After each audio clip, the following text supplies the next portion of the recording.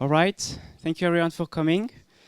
So I will talk tonight about secure YAML in secure clusters. So it's related to Kubernetes. So I divided this talk in 4 parts. The first one will be related to the importance of configuration review, what Kubernetes is, and how it's configured. Then I will explain, in my opinion, how Kubernetes testing is perceived by just doing configuration review. And in the third part, I will demonstrate why it's failing, in the sense that we can do way much more than just configuration reviews. And in the last part, I will try to explain quickly how I talk to our clients to help them securing their Kubernetes clusters. So quickly about me, I'm Simon. I'm working for IOActive for nearly 10 years. I actually built this Lego ship over there. Our CEO, Jennifer, was like, we're a ship as a company, and we would need a Lego ship. So I was like, I'm more than happy to build it. So obviously, before we get started, I wanted to say I'm a pen tester. I'm not DevSecOps. And I'm doing cloud security for almost 7 years now. And I fall in love with Kubernetes a while ago. So the approach that I'm taking is based on what I know and what I've done, but I'm not saying it's the perfect truth. All right. So what is Kubernetes? So this is their logo. And when I started working with this, I was like, I don't understand exactly what it is. On their website, they are saying it's a production-grade container orchestration. And I'm not that smart, so I tried to understand exactly what it meant. So I would say it's an umbrella term. It's also referred sometimes as K8S, as you will see in this talk. I think we can just say it's a platform. So it's a platform to build platforms. And you can also see it as an operating system. It started with Google. At the time, I think it was called Borg internally. And they released it. It became open source. And now we can see it as a system which runs and manages applications in the cloud. My boss, Pete, is a big fan of music. As much as I am. So I tried to make an analogy with a symphony orchestra. So you have within a Kubernetes cluster, you have your containers. These are your musicians. You have Kubernetes, which is the conductor, and you have the cluster, which is the concert hall. A bit of history. In the past, so when I was a bit younger, in the 90s, this is how the applications were deployed. You had some hardware, an operating system over it, and some applications. Then you had the virtual machines. So still an operating system, an hypervisor, then different operating systems and applications. And now this is what we have with the cloud, where you have containers, and for each of them, you have an application. So I won't go, obviously, very much into much details for Kubernetes because this is not the purpose of this talk. But I wanted to give you quickly how it's configured. So you have some YAML files. You have different ways of configuring a cluster, but most of the time is with YAML. You give that to Kubernetes, and then you have pods, services, deployments, whatever you want. And it looks like this. So why? Because it's very, very simple to declare, and you can just put exactly what you want, so there is no misinterpretation. I also wanted to give you 2 books. You will see I will give lots of references during this talk. These 2 books are really good about Kubernetes. The first one is related to how it has been built, and the second one is very much focused on how to hack Kubernetes from a threat model perspective. So, does configuration matter? Does configuration review matters? Well, I first look at academia, and I found this study which where the authors, they analyzed more than 2,000 clusters, and they found 1,000 misconfigurations. And then I inspected what the industry was saying. So Armo, the company behind Kubescape, it's a famous tool to scan clusters. They scan more than 10K clusters, and they found 60% misconfigurations.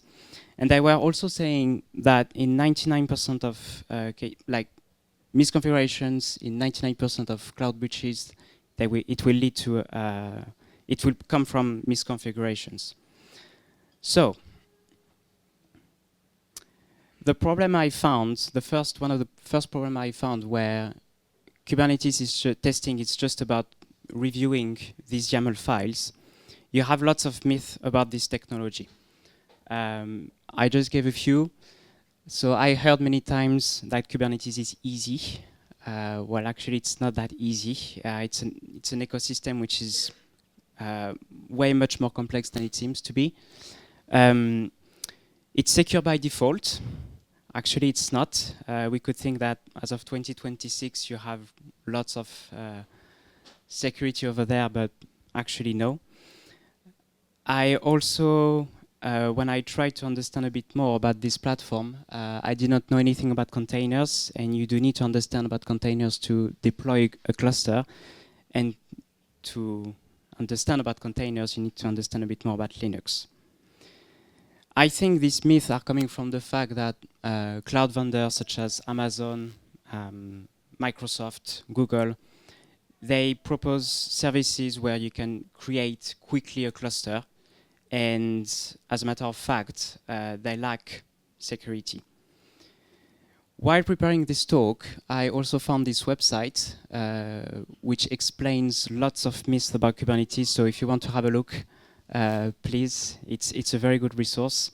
And you will see lots of misconceptions we have about this platform.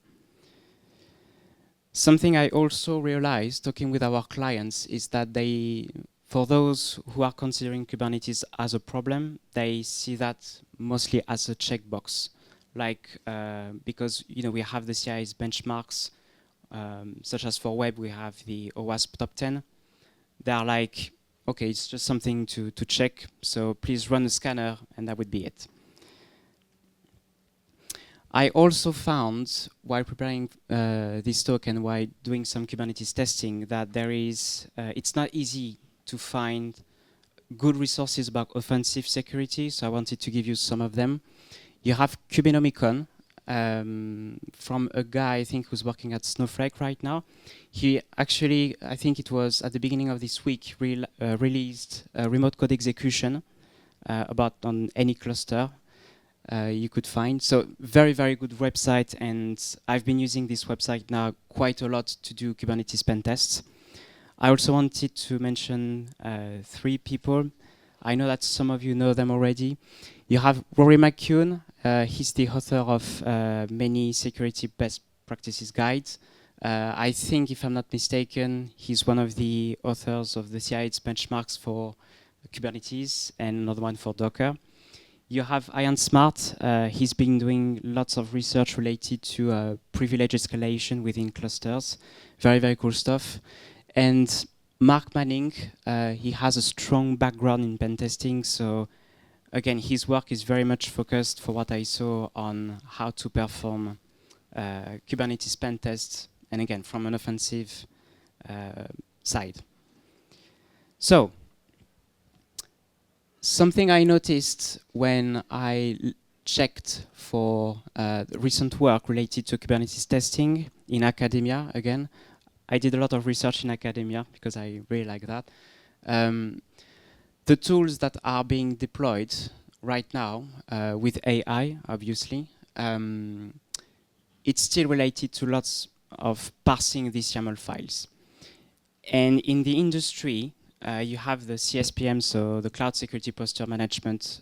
These tools, they have marketing sentences where, as a client, you might be like, I just need to pay for these guys, a scanner, and I will have my cluster secure. Automated cloud risk discovery, attack path detection, continuous validation. And the first thing I wanted to say tonight, obviously, regarding this field is that scanning is different from pen testing. That's why IOActive is very variable in my opinion. But definitely, scanning, when you will scan a cluster, you might find potential weaknesses, but we as IOActive, we can help to find if these weaknesses actually matter to you. So that's why I think just doing configuration review in the cloud, and especially in Kubernetes, is a problem. I like to complain, I'm French, but I have good reasons tonight. So obviously, is it enough? Sadly, no. I checked again on academia. There was this very interesting study called Configuration Defects in Kubernetes, where the authors, they tried to identify what YAML scanners were missing, because I was like, maybe it's just me, or maybe it's just the work of the 3 people I mentioned, where they are doing very complex attacks. And the first thing they noticed is that YAML scanners, they don't detect good issues when the cluster is running. The second issue they identify is that it's very difficult for scanners to find privilege escalation within clusters, which is what we want to see. Because you need different conditions, and the scanners, they won't find it very, very quickly, even with AI. And of course, you have how the cluster will behave when you will have DDoS attacks. And when I prepared for this talk, I remember the talk, a quote from Bruce Schneier. So I think it was 10 years ago. He said something about security. It's 2 different things. It's a feeling and it's a reality, and they are different.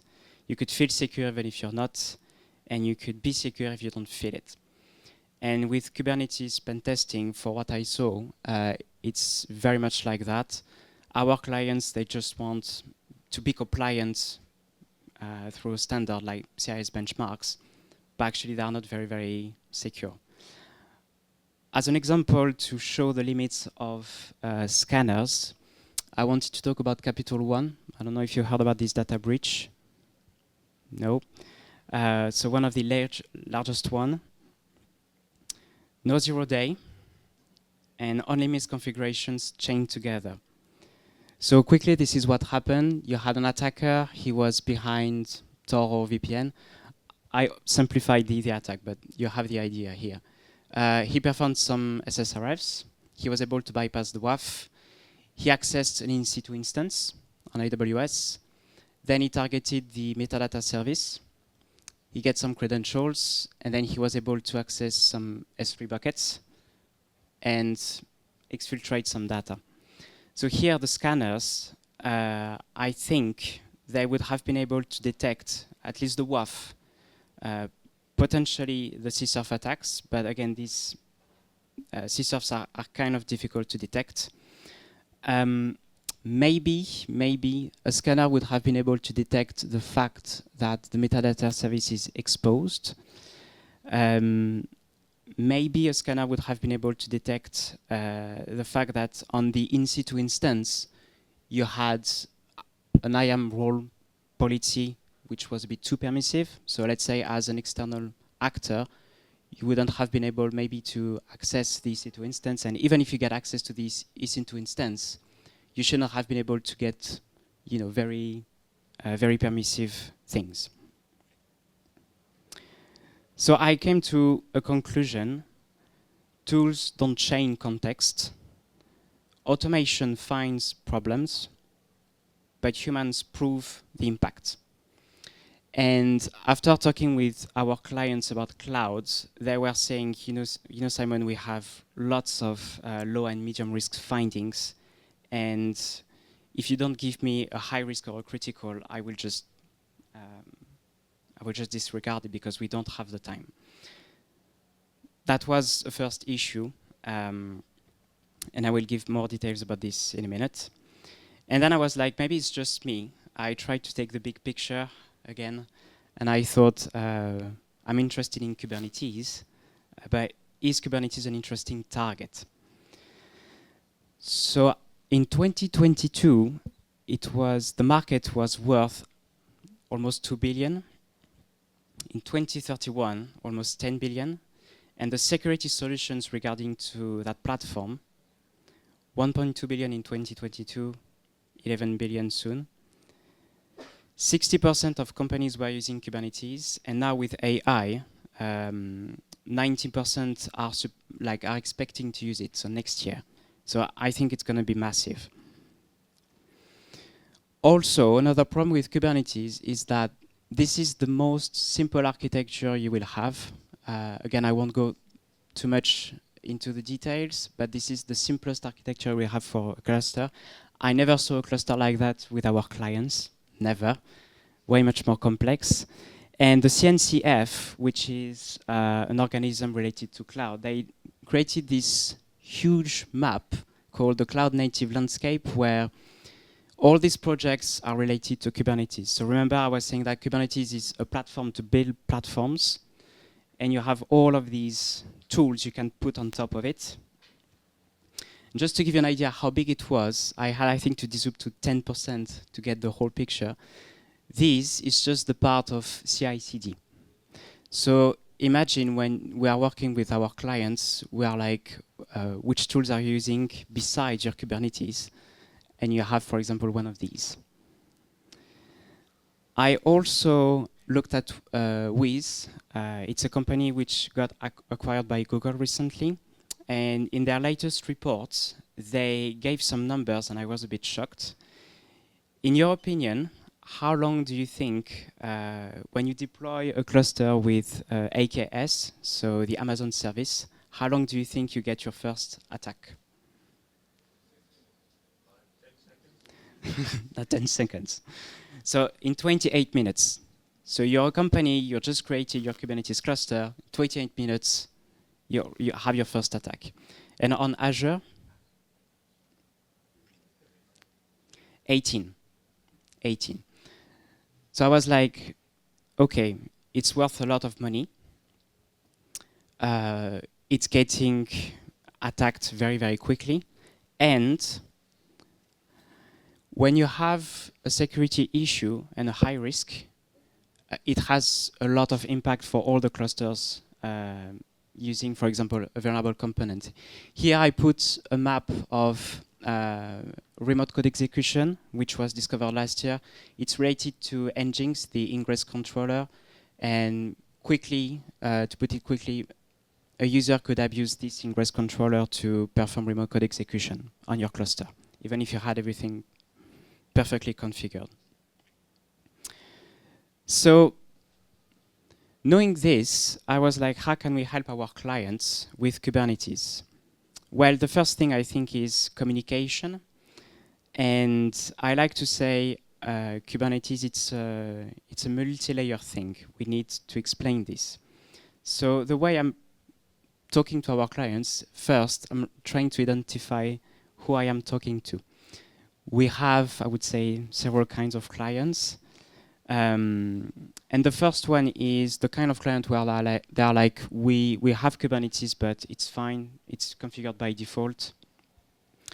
And for the second kind of client, we're like, okay, it's we just want a configuration review. So then I'm explaining to them, it's a platform to build platform. It's like if you deployed Windows in your infra, and you're telling me that you've been using the default settings and it's perfectly fine.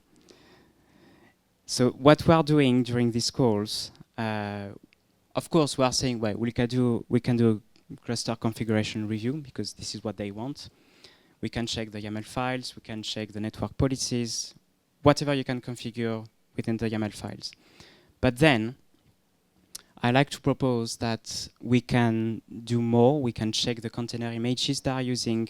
We can check if they are exposed to several vulnerabilities like the ingress controller I was mentioning before. We can check how the cluster runs under a lot of, let's say, requests, under a lot of demands, things like that. We can also check the rules they put for network, because you can sometimes, navigate through. If I can't access your cluster, maybe I can access it in a different way. We can also check which kind of policies they have regarding their patching, the kernel system they are using, things like this.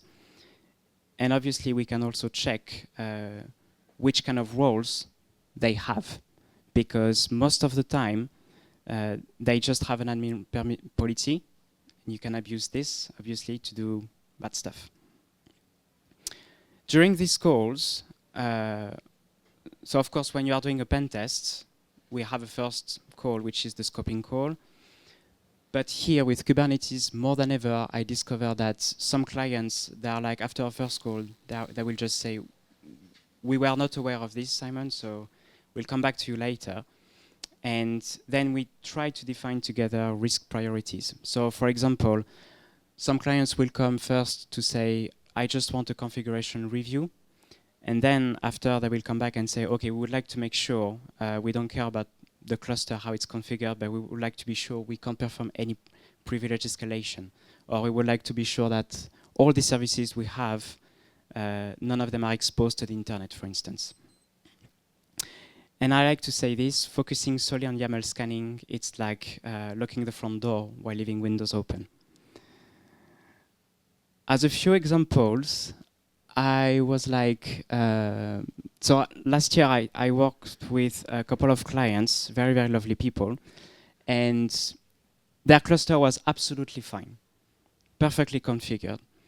But then they were very much interested into their security, not just validating this checkbox. They were using Argo CD. It's in the huge map I showed you before. Very quickly, this is how it works. You have a developer, he commits to a repo. The repo might be hosted on GitHub.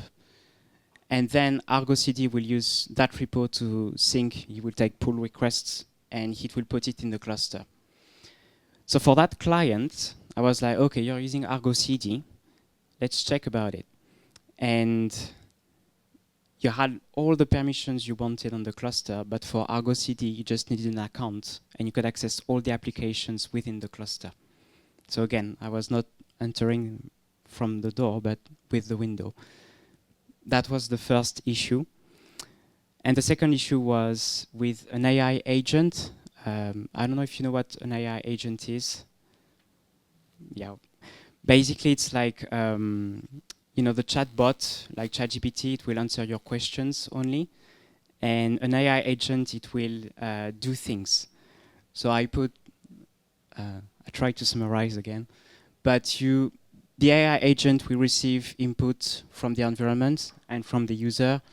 It will collect some data, pre-process this data, and then it will take decisions, and eventually it will put some actions in the cluster and might ask more information to the user, and this in a loop. And so I was like, okay, I cannot put my application in your cluster through staging. I cannot, it doesn't work. Can you help me doing it, please? I'm not supposed to. The agent was like, yes. So I will start identifying where I can deploy it. I will start to see where is the right place for you to deploy your application. Then I was like, could you please give me more information about how things are configured within the cluster? The AI said, yes, I can give you this information. Again, I'm not supposed to access these things. And finally, I was like, okay, now you have all these details. Could you please launch my application? And the AI agent said, yes, I can do it. So for this, to explain that to a client, it's not just listing low and medium risk findings, because if you take all these bricks all apart, I like to say it's like a Lego set.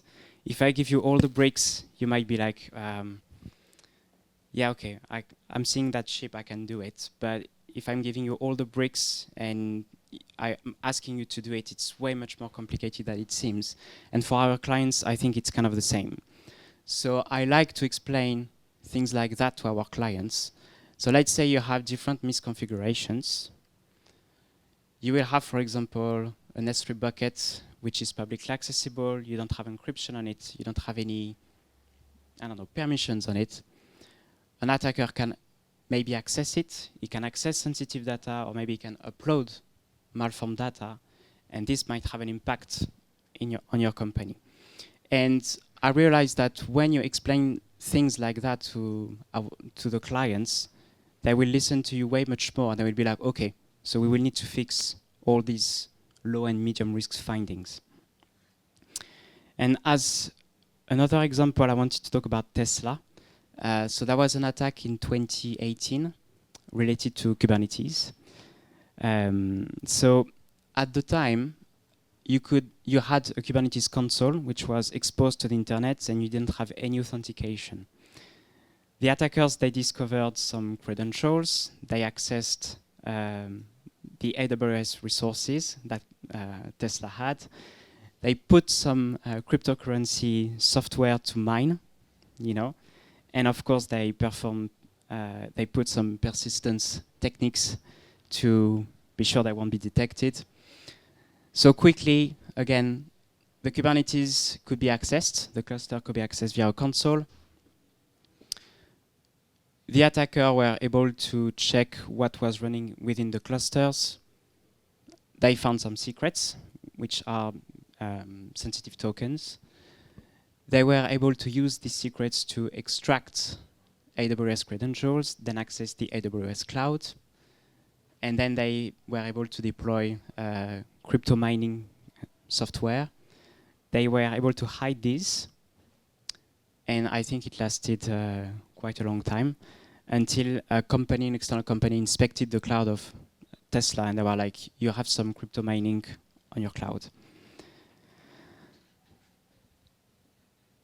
I think a YAML scanner would have been able to detect the airbag misconfiguration, so the role-based access control model.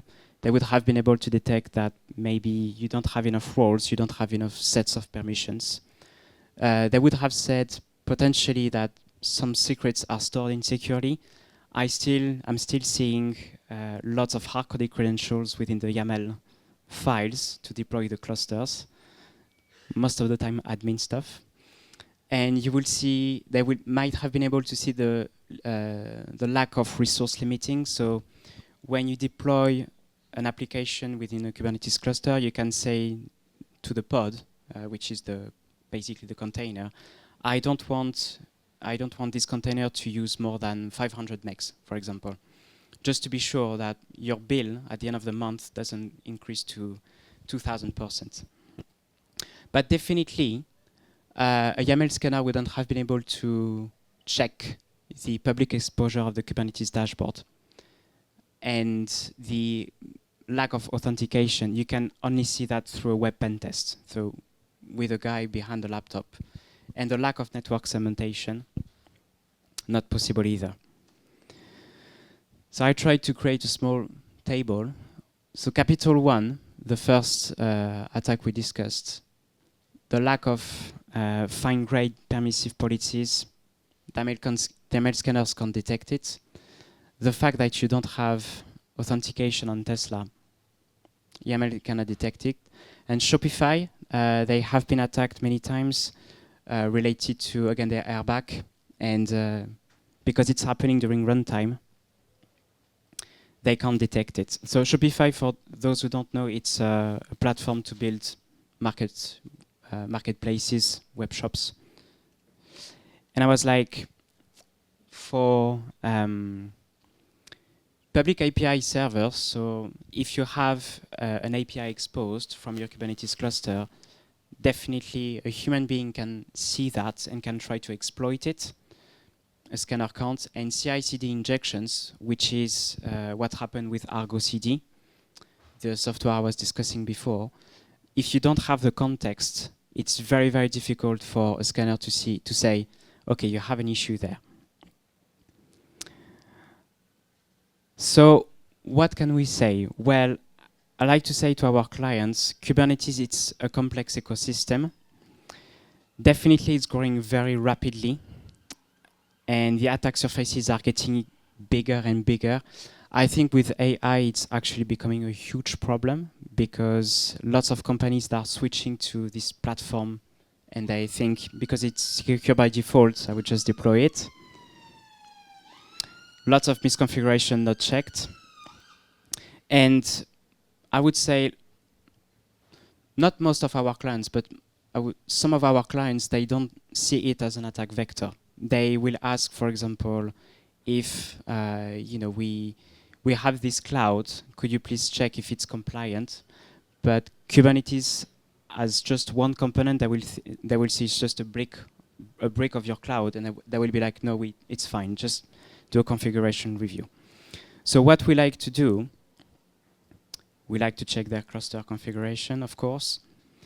We like to see how the cluster behaves when it's running. So this is where, for example, if they have an API exposed, where we can try to access the cluster through it. And I also like to take a bigger picture. So if, for example, they are using Amazon, we will review how they are configuring their cluster through Amazon, because definitely you can access the cluster from there.